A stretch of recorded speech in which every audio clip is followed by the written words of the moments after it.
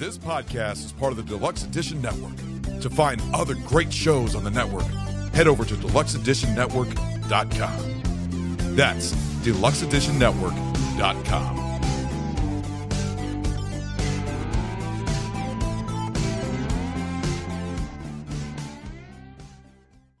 The year is 1979, and it was 10 years after the cancellation of Star Trek: The Original Series, where we finally got a big screen adaptation of Star Trek, but was the world ready for it?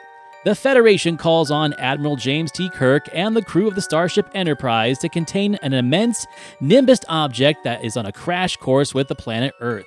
After investigating, the crew discovers that the alien cloud harbors artificial intelligence with an ominous primary directive. Crisis strikes when a probe dispatched by the energy cloud attacks the crew, abducting one of them and turning them into an android-like state containing her memories, which show up soon after. Tonight on Back to the Balcony, we are bringing on a very special guest to discuss 1979's Star Trek: The Motion Picture. Gene Siskel and Roger Ebert, two titans of cinematic review. Sometimes right, sometimes wrong, but always captivating. Your hosts Antonio of the Cult-Worthy Cinema Podcast and Justin Henson of the Movie Wire are here to take you back to the balcony.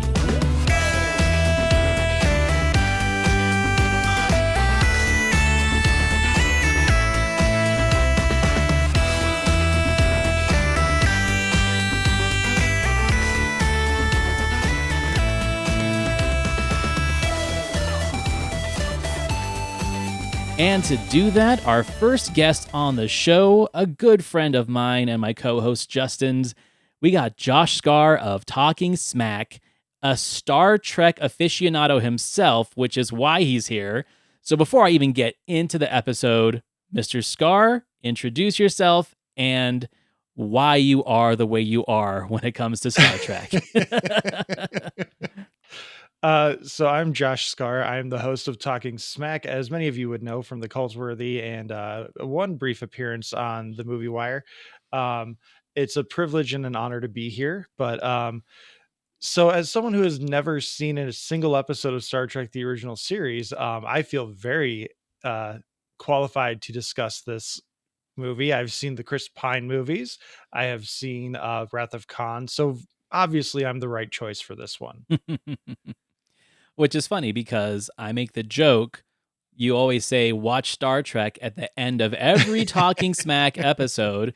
And I feel like you've seen a lot of Star Trek, but there are so many Star Treks that exist. So many generations, so many series, so many sub-series, so many timelines. I can't even get started, but let's go around the room. I am a Star Trek OG cast 100%.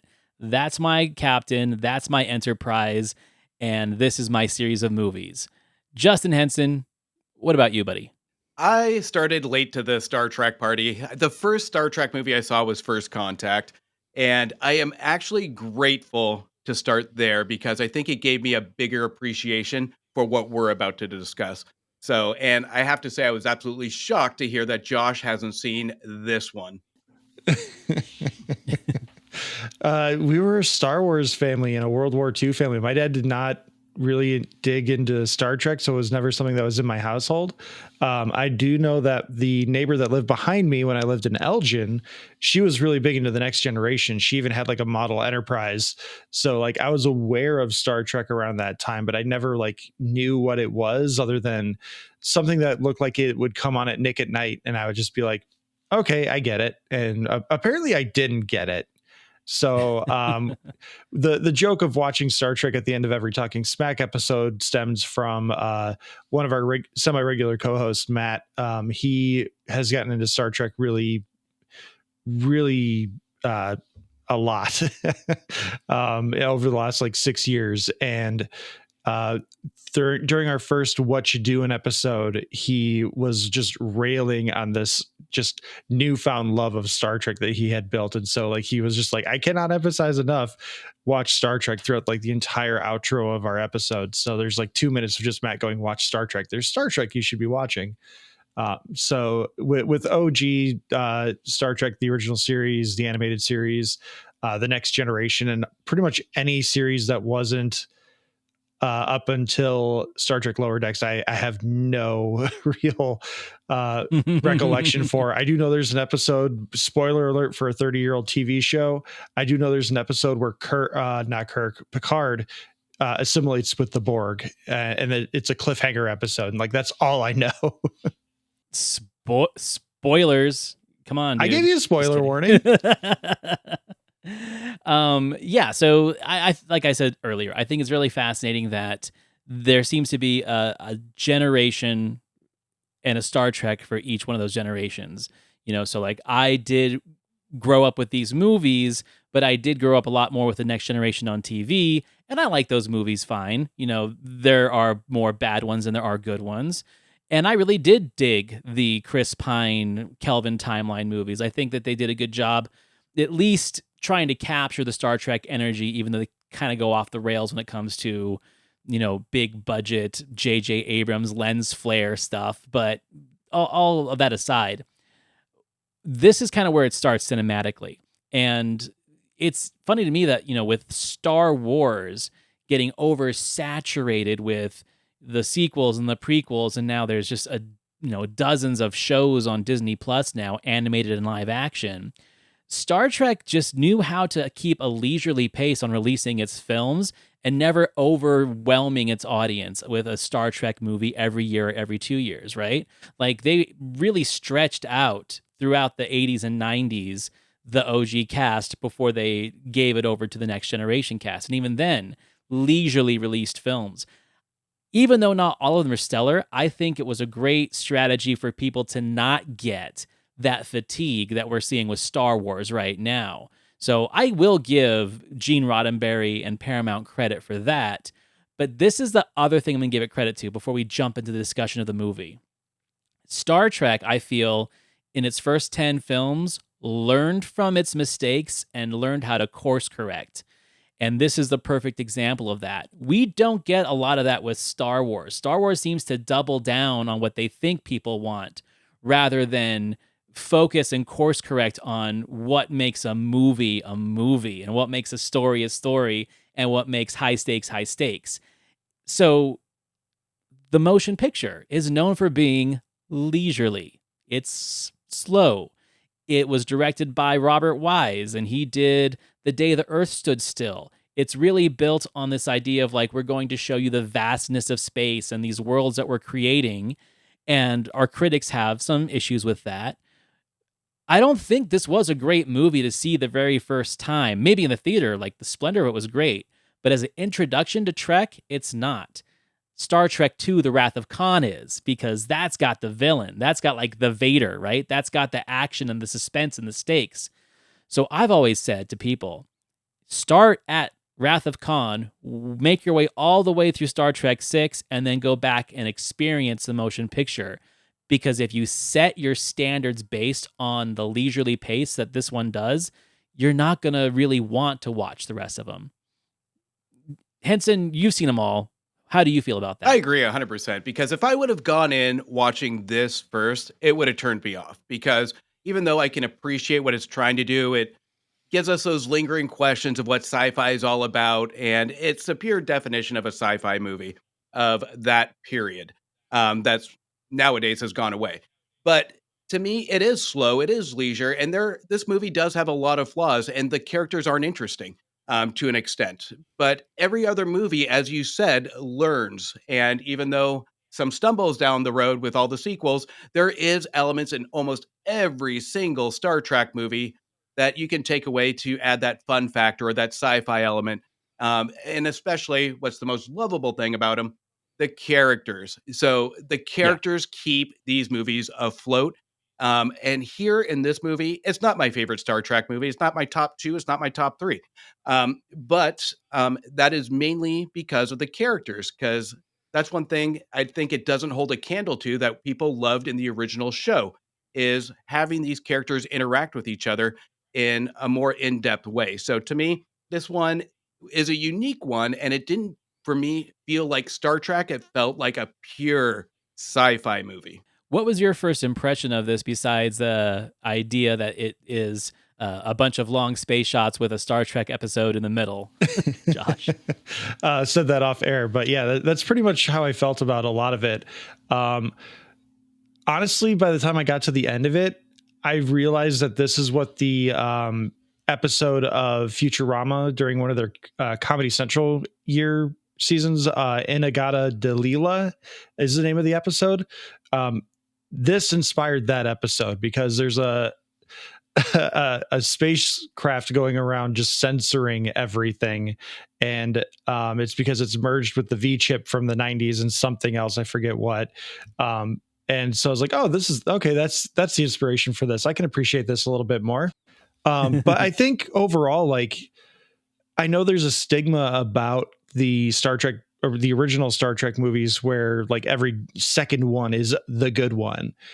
This one I think is still pretty good. Like, I think both of you are right, where especially Justin, when you're talking about like go 2, 3, 4, 5, 6, and then go back to 1, I think that'd be a really pleasurable viewing experience from my experience having seen these.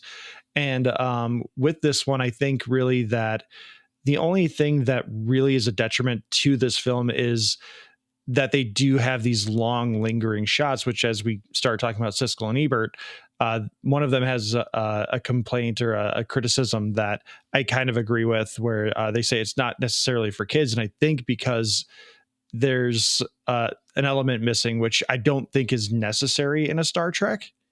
I think this movie really does feel like maybe kind of a punctuation on the series, because it's just maybe it's one last adventure for the crew and it's a send off. But if it does really well, maybe we get a sequel. So it feels like one of those sort of things. But overall, I do think that it's still, I think, a solid movie. I don't think it's a classic by any means, just because it is a little slow and there are some things missing that make it feel like it's going to be extraordinarily memorable. But overall, I do think that it fits within the Star Trek pantheon. Yeah, I think it definitely sets the stage for this is like the thinking man sci-fi, where Star Wars really is a throwback to the old serials of the 1930s, the Flash Gordon stuff, and really capturing that like childhood and like spirit. It's a family film, where Star Trek, I feel, was always a little bit more of like the thinking man's sci-fi adventure, right? And using almost like maritime themes to it with captains and admirals, and using a lot of nautical terms for the spacecraft. I think that was attractive to the World War II audience, to that that generation that grew up with that. You're able to see and recognize lingo and slang, but in the future, and that's kind of the way it's portrayed. It's not militaristic, even though it kind of is. Like they say, oh, well, we're explorers, we're scientists, but we also have like heavy duty weaponry. That's always been like the one thing about Star Trek I thought was funny. It's like, okay, well, you're explorers, but you could also literally destroy planets with your spaceships. But whatever. So I think that, for one of the biggest detriments of this movie is the fact that there was a 10-year gap between when the series ended and started. Now, granted, there was an animated series in between, and there was supposed to be a Star Trek Phase 2, which eventually became this movie. So it makes me wonder that they did not know how to make a Star Trek movie that Star Trek people would want to see, because they had to make it bigger for the screen, and everyone makes fun of the old series because it's such, small screen, shoddy special effects. They made fun of it in Galaxy Quest. One of my favorite episodes of DuckTales essentially makes fun of it too. That is what I think people were expecting, so they had to just make sure they blew them away with spectacle. That's why I think that Robert Wise and the team decided to have such long, lingering shots of special effects.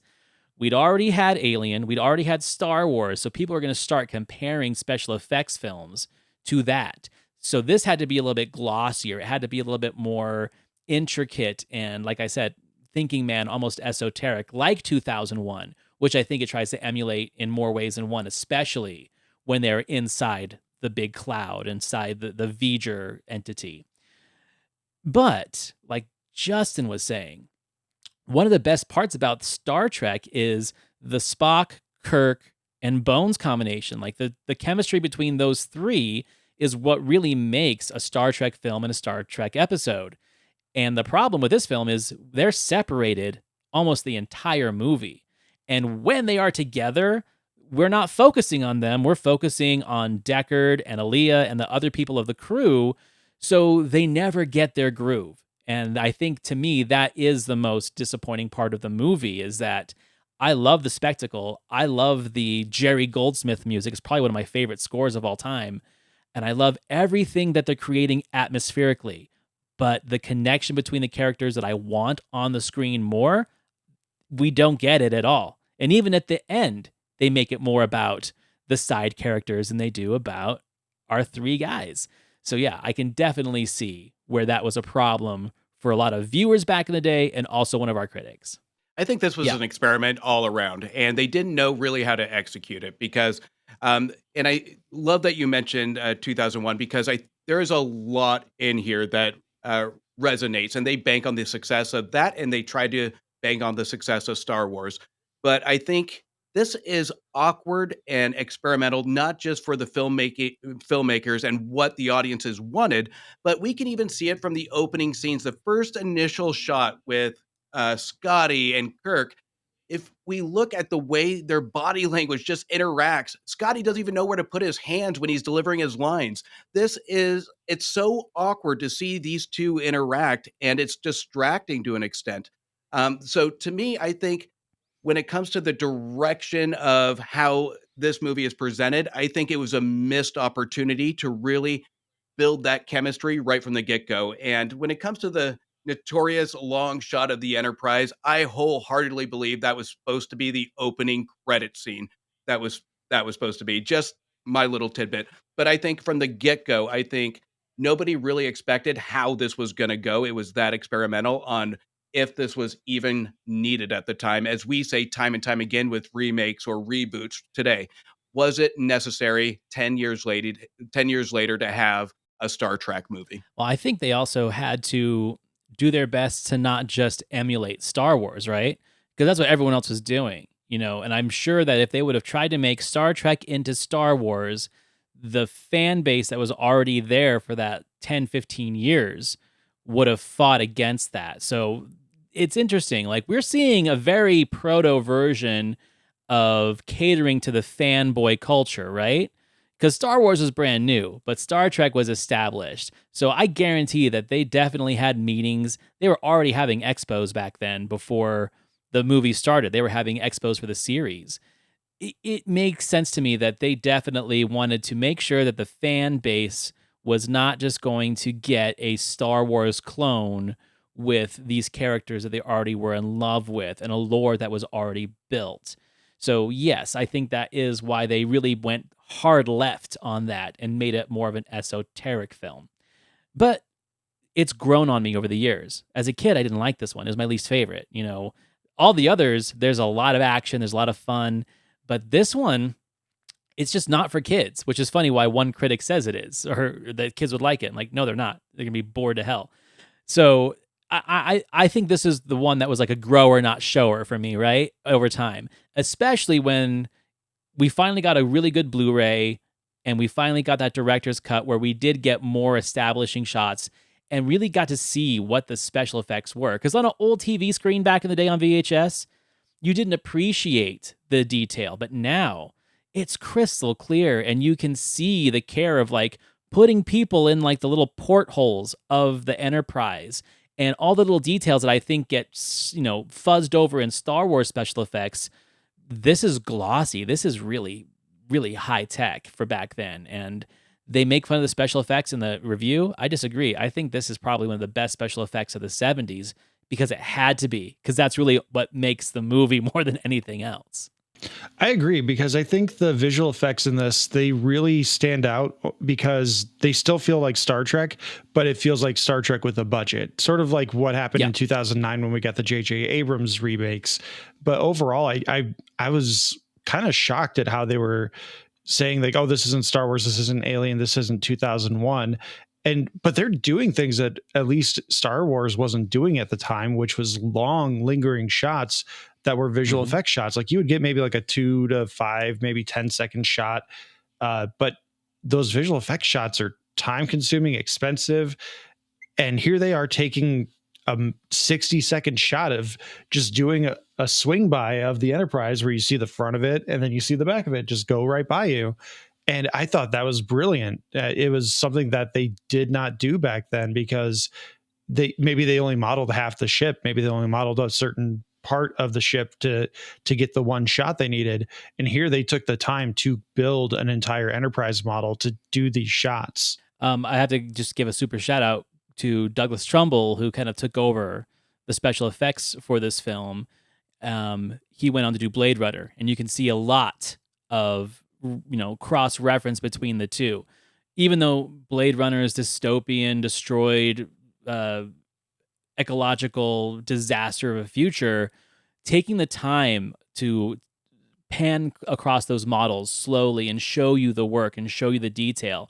Like you were saying, they don't do that in Star Wars. Star Wars is like, fly it across the screen fast because we don't want people to recognize that these are battleship parts, right? On your Millennium Falcon, where, like I said, with this one, they are literally taking 4 to 5 minutes to show you, hey, if this is the only Star Trek film we're ever going to make, we made it look good, guys. So take it in. So here's where I'm going to kind of disagree. And I know I'm going to get a lot of pushback for this.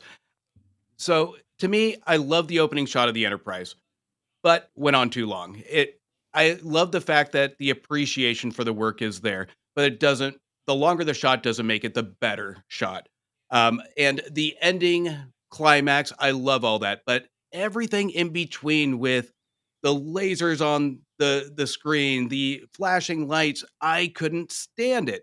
So I think it set us up for some great special effects, and it sets that expectation. I know, Antonio, you and me have talked about this numerous times of starting the bar high in the beginning and then kind of not seeing it till the end. So to me, I think we almost get this one scene of the bridge that does remind us of movies like Das Boot or Crimson Tide, where we have this one setting on the bridge. That's the primary zone.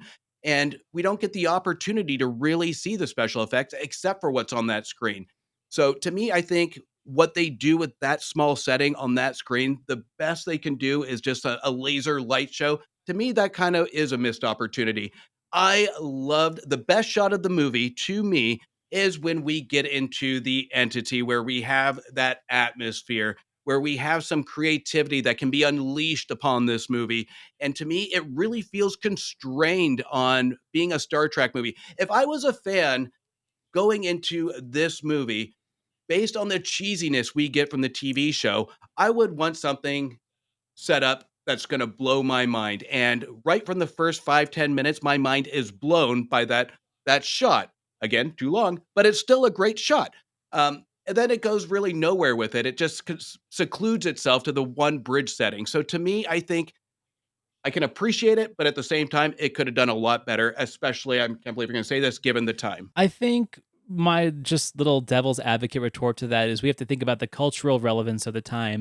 1979, if we think about the 2 decades before it, people were expecting and wanting cinematic experiences. That's why they went to go see David Lean movies, right? I mean, Lawrence of Arabia, the first 5 minutes is just desert and nothing but. So I think that kind of set the standard for the films that they were making of that decade.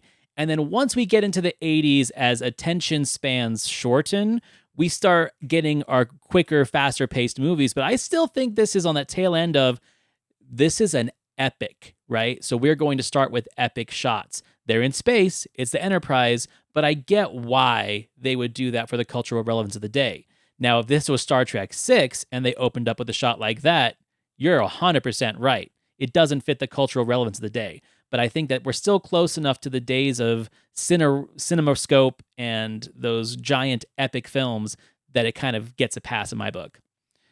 Skaar, what do you think about that? I'm really glad you brought up the epics, because there's a scene, I can't remember specifically what it is now, but there's a scene where Kirk is I think it's when he's talking to Decker, and he's telling him, like, why are you trying to undermine me? What's going on? And Decker's coming back like, you don't know the new Enterprise. I'm supposed to be your lieutenant. You need to listen to me.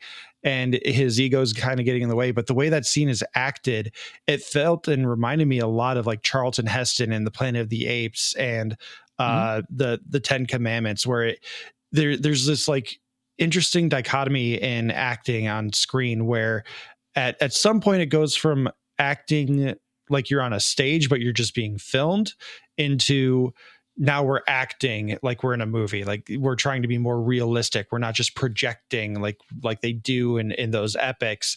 And Shatner brings that out a couple of times, and it kind of gives me those warm tinglies with old movies, because I love that kind of acting, because they don't do it anymore. And there's just something about it where you're like, yes, let's act, let's get into it. Yeah, I think Shatner is one of the last actors still performing that can still pull off that style of acting, even in contemporary cinema and TV. He's never changed that mode, and I think that's why he is Shatner. That's why he is the way he is, and why people like him for how he brings that energy. Because regardless if it's a comedy or a drama, you know what you're getting. There was one moment when Spock was like trying to send the higher frequency message to the entity, and he's supposed to be conveying, I assume, urgency, but he's just like, Spock. Spock. Like 3 times he just like with the most low energy, but he like Spock, you said you had 10 seconds to do this, and he's just like, Spock, what's up? Just like that's the Shatner thing, I think. I think that Shatner, of course, being the main guy, being Kirk, gets all the best Kirk moments, and they're not afraid to make him a dick. Like, it's almost they don't make him likable on purpose. He is literally coming into the ship, taking over Deckard's command to fuel his own ego. He arranged it, right? It's such a Kirk thing to do. They tone that down a lot more in the sequels, but they really like play hard in the paint of he just wants the Enterprise back, and he's just gonna step on anybody to do it. Bones has limited screen time, but the screen time that he brings is exactly what we want from him. The most wasted character in the movie is Spock. He comes in late, and then he doesn't have an instant connection with the crew because he was going through an emotion purge back on Vulcan. And it's not until like a third of the way through the movie where he starts being Spock again, but he's solo. He's floating around in space by himself and communicating through his little helmet what he's doing. So I feel that was the biggest missed opportunity character-wise, is not giving Spock enough to do. And honestly, not giving enough of the characters on the Enterprise that we grew up with in that series enough to do. They make up for it in the sequels, but again, we talked about it already. The lack of character involvement in this movie is one of its biggest detriments, for sure. Well, and I think that goes into the aspect, too, that Leonard Nimoy was even signed on this movie, so they kind of had to find a role for him in this, and that kind of fits into a lot of the limited screen time. But I think in terms of how Kirk is portrayed, I think it's a brilliant setup to the other movies, because like you said, they toned it down, but he's an admiral in this one, and he has that ego of that power. Mm-hmm. And we see as he goes into the sequels, obviously he's kind of going into captain mode again. So he does have that ego that's toned down to almost a level of professionalism, but still, I'm in control. So I love that aspect of starting off this series of him being on that power where he can kind of do what he wants, but in a very subtle Kirk kind of way. If you want to hear something funny about that, so at the very beginning of the movie, when they are in the San Francisco Starport, whatever, Federation headquarters, there is a Vulcan that he speaks to who's supposed to be the new science officer, right? And he says, I'll meet you on the Enterprise in an hour.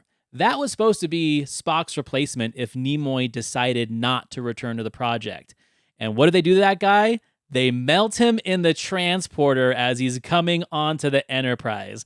So I think that's hilarious that, well, we don't need this guy anymore. Nimoy's going to be in the movie, so melt him in the transporter. Which, terrifying. That's like the first real, like, violent death that we ever saw in a Star Trek series up to that point.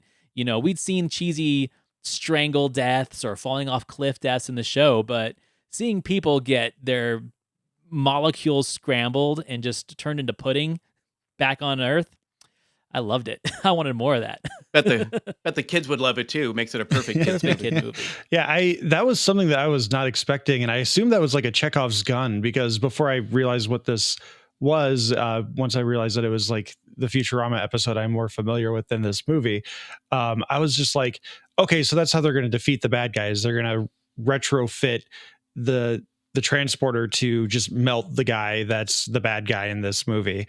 And nope, that never came back. It was just a mechanic they used to get rid of an actor for the movie.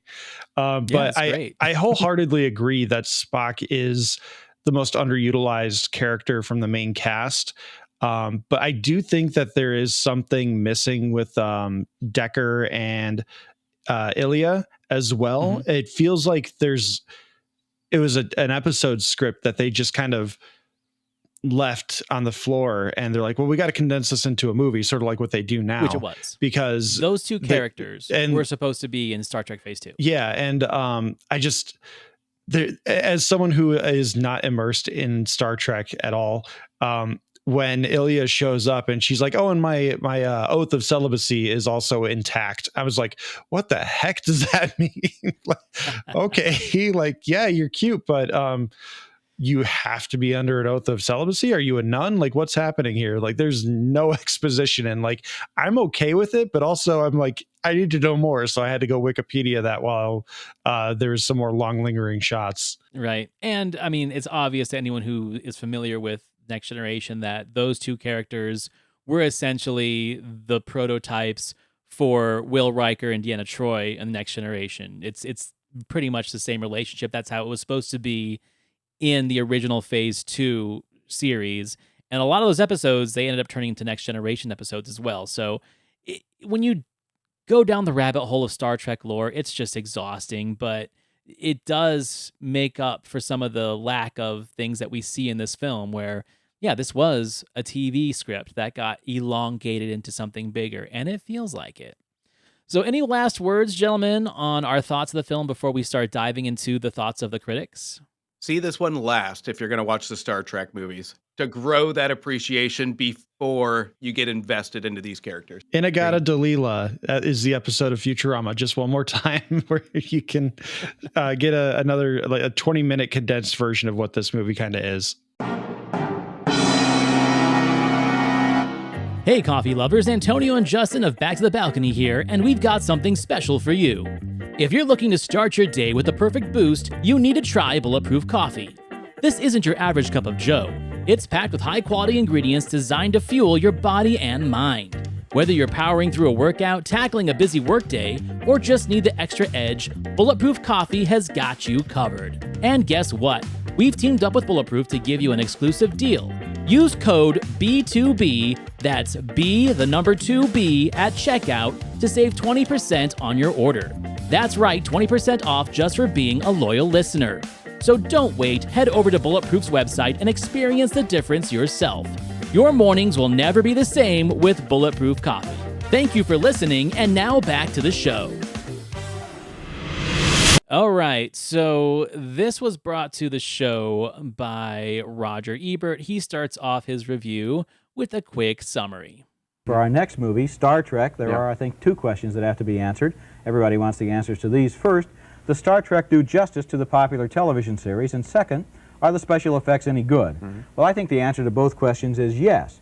The television series made a successful formula out of combining adventures in outer space with basic questions about human nature, and so does the movie, which opens as a vast alien presence, sort of a star cloud, is discovered heading straight toward planet Earth. The Starship Enterprise, which has just completed a massive overhaul, is assigned to go out and meet the invader, and Captain Kirk, who has now been promoted to Admiral Kirk, tries to reassemble his old crew. The story of the Star Trek movie revolves around favorite themes of the TV series, which are, what is intelligence, what is life, and in which ways are humans, and Vulcans too for that matter, different from the other beings in the universe.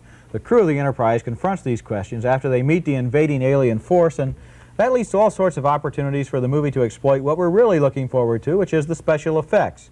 And so, how good are the special effects? I thought they were pretty good.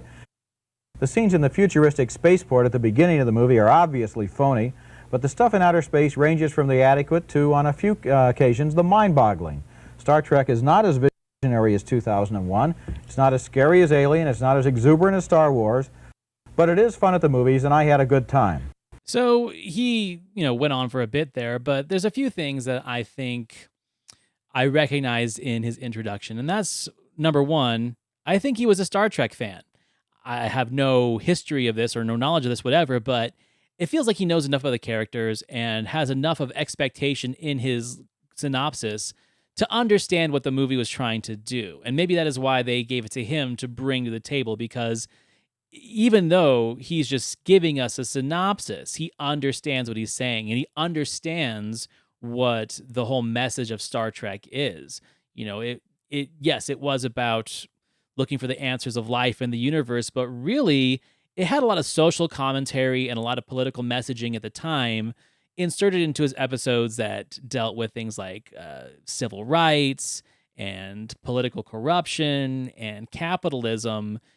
And that's the one thing that I think is interesting about this movie, is that this movie doesn't really tackle any of that, even though that was like the lifeblood of what Star Trek was when it was on TV.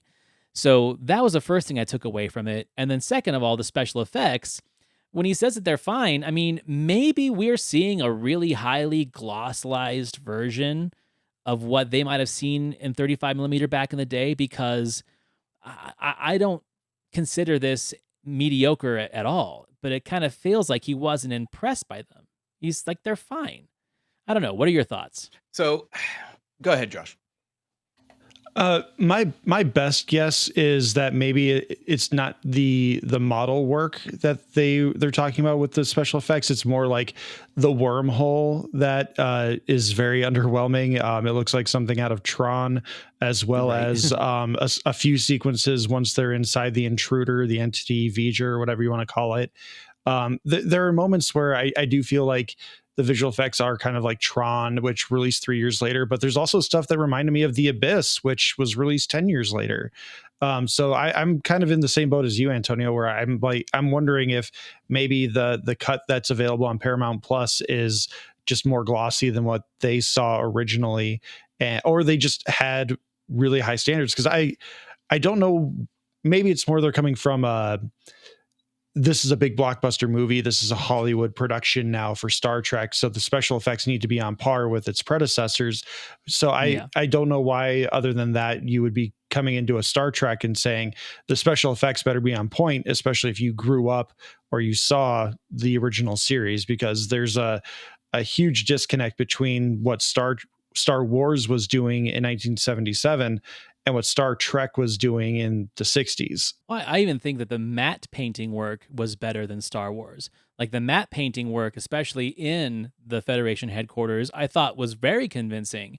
Unlike, I still laugh at it this day, the matte painting work of the Millennium Falcon in the dock of the Death Star, when they're obviously just running back and forth in front of a giant painting. Like that, to me, I found questionable, but they preferred that to what they saw in this movie. So I don't know, like maybe we are just now seeing this really glamorized version that's been polished and just shined up, and maybe that's not what they saw back then. Because I don't know, you wouldn't know, Skaar, but Henson, when I was thinking about it, the just the film quality, just the pristineness of the picture of this movie, to me was brighter and better than any of the sequels. Like, if anything, 2 and 3 have like a specific film grain to them that makes it kind of dingy and cloudy, where this one is almost like glistening. What, am I wrong? You're not wrong. And this is where I think they spent a lot of time on mere lighting and atmospheric special effects, because it's kind of what I said earlier. I mean, the best special effects are going to be in the settings with the Enterprise or at the end. They're spending a lot of time. And if you, and I did zoom in a lot on a lot of these special effects, you can see detailed pieces of spotlights going into this to make it look good. And especially if you see it in 4K, the 4K is going to make it look really artificial. And that's where you're going to see a lot of the flaws from this upscaling that you see. So to me, I think the special effects succeed, but it's a false sense of special effects because it's all atmospheric. But here's kind of the thing that I would say with Ebert is he is a Trekkie, and you don't want to call him a Trekkie. You want to call him a trucker. I think he's called Gene out on that. But he did go on with a mere fanboy expectation to this. And again, Ebert loves his sci-fi movies when they make you think. And he goes into it at the beginning of his review saying this is the movie that fans wanted to and this is what the show was intended to give viewers answers to questions on almost the meaning of life kind of persona of this film. That's not necessarily what all fans watch Star Trek for. Sci-fi Right. fans, absolutely. They love to be challenged. They love to have that messaging. But at the same times, you do have Kirk throwing rocks at big giant lizards. So there's a lot to this fan base that's very diverse. And this one is designed for an Ebert fan base that loves to be challenged in the mind with his sci-fi movies. So to me, this one would, if I had to put my mark on it, I think he gave it 4 stars, if I remember correctly, is his Star Trek movie. Well, I agree. It's like reading a Bradbury novel, right? Or an Asimov novel. They're immersive. They're not cut and paste hero's journey stories. They challenge the mind and they challenge the patience for some. Anyway, Gene jumps in. My mind wasn't boggled once by any of the special effects. I'm sorry. We saw the same effects, but we had wildly different reactions, although, to be fair, you did say at the beginning they weren't so hot. They had a lot of trouble getting the special effects. I think you know this.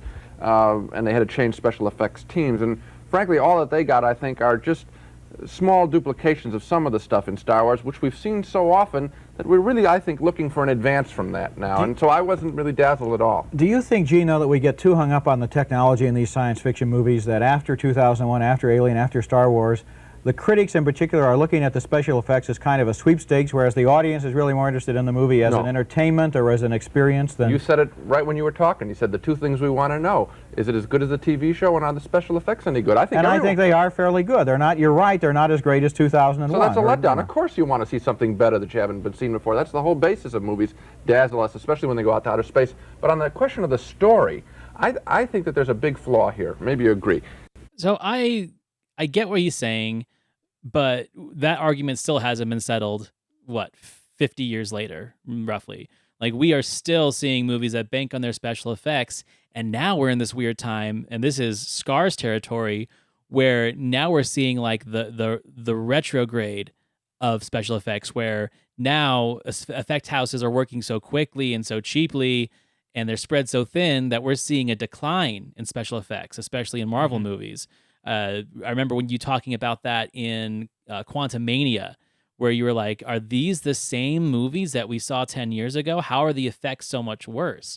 Well, it's because I think that is the whole point, is we are now in a time where anyone can really do special effects, and enough people pay the money to prove to studios that we don't care if the special effects are great or not. We just want the characters. We want the Marvel people. We want the Harry Potter people. We want the Star Wars people. I think James Cameron legit is the only guy who's just banking on special effects and really nothing else. And that's going to be his calling card for the rest of his career, I bet. But Roger's got a point here, where it's like with each technological step towards the better special effects that we saw in the 80s and 90s, we did see critics starting to judge the movie more on whether or not the special effects were better than the previous one rather than the story and the movie. And Gene's the most guilty of that, because Gene would totally just destroy a film on special effects, especially in the 80s with his comedies of paranormal stuff, where he had to compare everything to Ghostbusters. Well, the special effects aren't as good as Ghostbusters, or the special effects aren't as good as E.T., Like, that's just how his brain works, where I think that Roger is the more, critical thinker when it comes to films like this. So I think this is how important Siskel and Ebert were to kind of helping the evolution of special effects, because this is, along with any critic, because you would see this pop up more and more, not just their reviews, but numerous critics on how the special effects were. And it's always by comparison. Now we don't get that because it's part of our culture. It's rare that you'll pick up a review and see the special effects are horrible, they're great, they're fantastic. If it is, it's a 2-sentence blurb in a review. So it's part of the culture, so it's not focused on anymore because it's just assumed.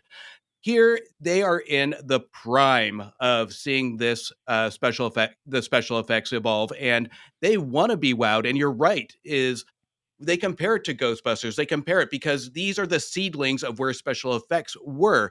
And at times it's obnoxious because it can never be as good or as comparison because it's two different movies. You have space, you have ghost hunting, you have a space opera, you have an exploration team wanting to better the world. So there's a lot of elements here that the special effects should support the story, and it shouldn't be compared based on how they are, but does it support the story? And in here, I think it does to an extent, with the middle piece of it driving me nuts, like Josh says, better than I did, which is it reminded me of Tron. So to me, I think it gets a 50-50 pass on the special effects aspect of it. I agree. I think Gene is a little too hung up on the spectacle versus the substance. He's not worried about what the movie is trying to tell us. He's more worried about what the movie is trying to show us. And in some cases, that's really good. But in this case, with it being Star Trek, which again, I think you need a certain mindset to come into Star Trek, he's in the wrong frame of mind because he wants to be wowed. He wants to grab his popcorn bucket and just shovel all that popcorn into his face. Whereas with Star Trek, they want you to take your time. They want you to go one kernel at a time. They want you to pay attention. You're not there to be wowed. You're there to think. You're there to feel. And you're there to question, like, what are we really looking for in a science fiction film? Are we looking for flashbang and blasters and destroy the Death Star? Or are we looking for what's almost like an inner reflective experience or like a metaphysical one just set in a spaceship, right? It's very deep. So they kind of conclude with a debate, and it's one of their longer ones, but I think it's a really interesting way to see where their minds are when it comes to science fiction films and especially intellectual properties of this time. There's this black cloud invading. We're set up. That's the major confrontation. So Right, naturally, okay. we wait for 2 hours to find out what's in the cloud and what's going to happen. Who's going to get hit? Who's going to hit whom? Well, it never happens. We get a real letdown here, and we get some of that phony moralizing from the TV show. Guys in spaceships telling us we're human because we love each other or something. Well, I don't think it's phony moralizing. I think that's one of the endearing things about the TV show and about the movie is the way that it kind of looks at human nature in a fairly optimistic way. But I agree with you, they missed the boat by not having a great villain. The greatest thing about Star Wars was Darth Vader. Darth Vader was the most popular character in the movie, and I think here they missed the boat by not having a villain equally as bizarre, as outrageous, or as individual. I don't know. What I'm saying, I guess, is maybe little kids will like it, but I think that even they will be bored because the film just runs on. Okay, well then here we do have a major difference in opinion. You're saying little kids will like it. I'm saying a lot of other people will like it too. I enjoyed it. I think as a movie named Star Trek, the sort of thing we're anticipating, I think this is a pretty good experience. And I was let down. So that's the division between, I think, what makes Star Wars people, and Star Trek people, Star Trek people. I'm a Star Trek guy. I've always been a Star Trek guy because I like to be challenged with my science fiction where I don't feel like I am just watching a space opera. I'm watching a space epic, and that's what this feels like. And I'm not disappointed when it seems anticlimactic. I'm not disappointed when we don't get the fanfare ending like at the end of every Star Wars where there's a celebration and fireworks and everyone gets a medal, except for Chewbacca. It's one of those things that it just depends on what your particular flavor of science fiction is, and this one just works for me. Do kids want to see this movie? Hell no. And I think that is one of the things they made some mistakes on later in the Star Trek films, is they did try to pander to kids a little too much, and it cheapened the Star Trek experience. It's still fun, and it's still Star Trek, but it makes it for this is the way I'm going to explain it. I can watch all 5 Rocky movies, or how many there are now, like the 5 original. I can watch them all in a row, because even though they have different variables of cheesiness and camp to them, they still feel like Rocky movies all the way throughout. The problem with Star Trek 1 through 6 is I love all of them, but it's a hard task to watch them all the way through or marathon them, because you do see the different ways they try and course correct for audiences, kids, families. Let's dumb it down. Let's tone it up. Let's get more political. I think they work best in chapters. If you just watch them individually, maybe day by day, not all at once, because they are always learning. And this is the one where it's the most challenging to get that message across because they were getting their feet wet. So I think that's my final take on Star Trek before I jump into my critic review after you guys talk is I really, really, really like this movie. I agree with Josh the same way I said it and Justin. It's not the best way to start your Star Trek experience, but it's like a terrific way to kind of go back and see how it started and how they fixed the Star Trek experience. Yeah, I think that's 100% well said. And when it comes to how this movie just ends, and I'm just going to say it very bluntly, is the ending didn't the ending sucked to me. I'll just say it. Because here's the deal is after watching the director's cut last night at 2 hours, 17 whatever minutes it is, Mhm. and we have all these long shots, we have all these anticipations, we have this idea, this vision from our director of taking the time. The climax doesn't take its time. It kind of just goes, throws it in your face and say, accept this. I wanted depth. I wanted a conclusion to this thesis of what this movie really wanted to prove.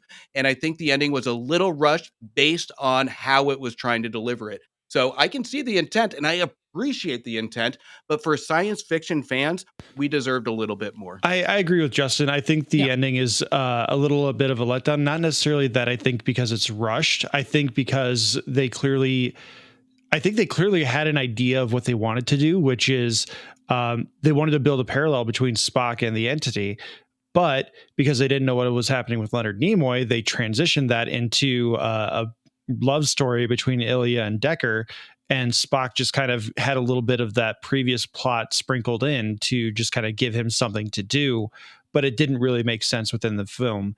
But I just agree that this movie needs a quote unquote memorable villain because they take that point home in Star Trek 2, obviously. But overall, I don't think it's necessary for what they're trying to do because they're just trying to solve a mystery. It doesn't need a big Darth Vader type to just open up the galaxy into chaos because that's not what Star Trek is about.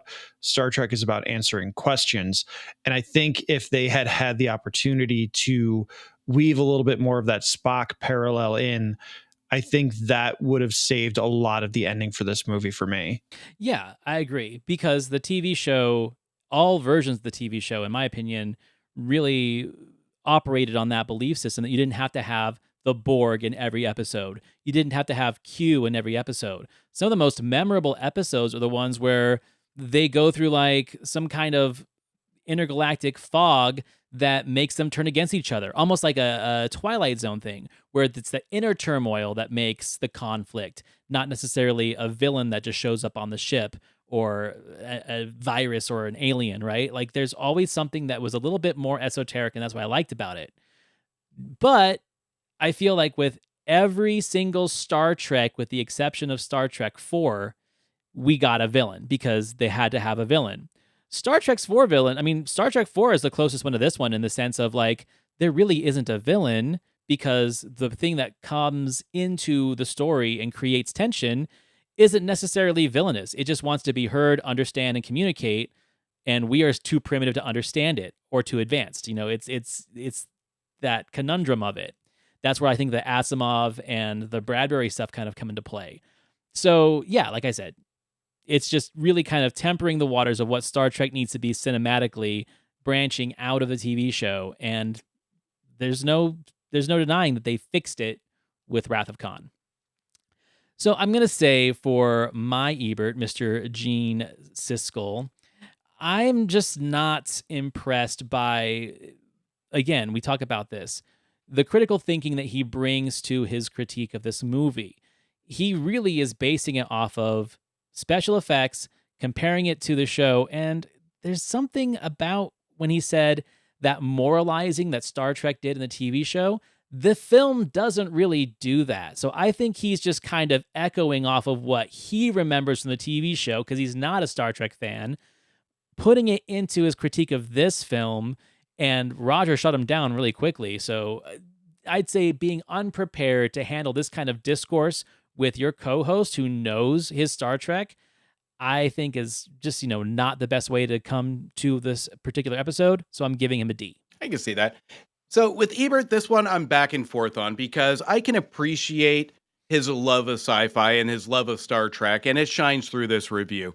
Um, but here's my problem with a lot of these movies based on IPs, TV shows, whatever it may be, is what about those that haven't? For the general audiences, does it work as a sci-fi? And to an extent, he gives snippets here to show the critical thinking of the movie. So to me, that works in this review.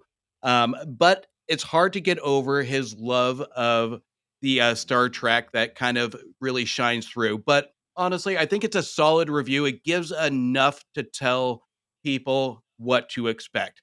So, and I love that he disagrees this is a family movie and shut that down really quick. So I'm going to give him a solid 3 stars. Yeah, I like that because here's the thing: is like he does tell people it's a challenging film, but he likes it, and I think that's one of the things that makes him a really great critic is that he will tell you how much he likes a film, but he'll also let you know that it's not for every taste. It's not for every audience member.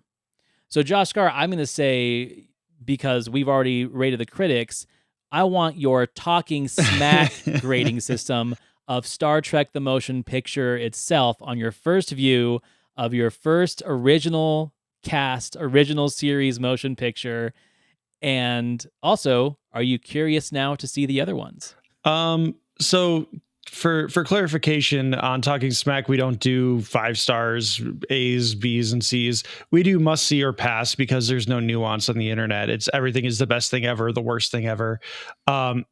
It's definitely not the worst thing ever. So I would say it's a must see. I think it's something that, especially now, some almost 50 years later, it's something to appreciate as much as experience. As far as diving into other movies, I know I've seen Star Trek 4 a handful of times through school. In my area, at least, it was like an Earth Day tradition that we watched the one where we tried to save the humpback whales. It's the Save the Whales movie of the 80s. I have seen Wrath of Khan a couple of times. I love the conclusion to that one where they call him out because he's like, oh, he's thinking on a 2D plane where we're thinking 3D chess. This is how we win. And plus, obviously, it sets up a whole thing of another 40 some years of Star Trek lore where Khan is always just this lingering presence. So they finally get their Darth Vader. But I think it's potentially, I don't want to say better, but it's something different that allows them to not necessarily use him every time, but you can always reference him and you just go, ooh, that's bad. But I mean, I've always been curious about Star Trek. It's just always been a matter of time for me. But eventually I will get there. Maybe in my twilight years, I'll get there. I agree with all of that. And yeah, it is a must see. But maybe don't see it first. That's all we're saying. Watch Wrath of Khan first, and then you'll want to watch the rest of them, and then go back and watch this one. Well, cool, guys. This was a great conversation. So happy to have you as our first guest to talk about Star Trek and expose you to this film. And I got to add for the listeners that we are in the perfect era now to really appreciate this movie because of our technology.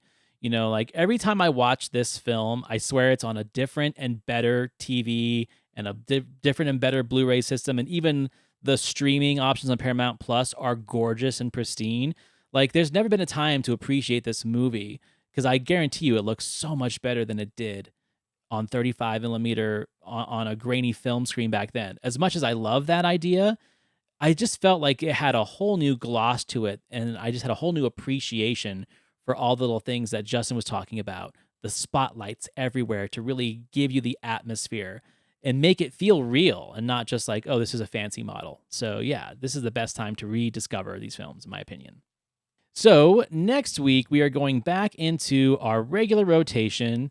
So Justin's last pick was She's Out of Control, which was a lot of fun. That episode was a lot of fun. So now we're going to go into a new realm, which everyone knows how I feel about it, and that is the musical biopic. So my pick for the next episode is La Bamba from 1987, starring Lou Diamond Phillips. Do I like La Bamba? Well, we'll have to wait and see. So Before we say goodbye, Josh Skaar, please give us your socials, where people can find you and your show, and what's coming up in the near future. You can find me on all the social medias at Talking SMAC Pod. SMAC is spelled SMAC. We're on Twitter, Facebook, YouTube. So if you're watching this, just go look for Talking SMAC, superheroes, movies, animation, comics, and you'll find us. This week, Justin, at time of recording, Justin will be on this week's episode talking with Alex about a couple of documentaries. And then next week, Antonio will be on talking about Alien Romulus. So some good synergy we have going on here, unplanned at the time, but it worked out wonderfully. Yeah, I'm excited for that. I'm seeing it tomorrow night. So it's going to be a great conversation. So everyone, go listen to Talking SMAC, go follow them, subscribe to their channel, and please subscribe to us, Back to the Balcony, as well as my show, The Cult-Worthy Cinema Podcast. You can find all my stuff on thecultworthy.com. You can find my co-host Justin Henson over at themoviewire.com. And please give us suggestions. If there's a film that you want us to talk about, as long as Siskel and Ebert talked about it on their show, we want to cover it because we are sick of our own picks. I want someone to hurt me. Like I say, send us something that is going to challenge us. You know where to do it. Facebook, Instagram, Twitter, all the good places. Gentlemen, it was a fantastic conversation. I'll see you guys next week. See you next week. See you Sunday.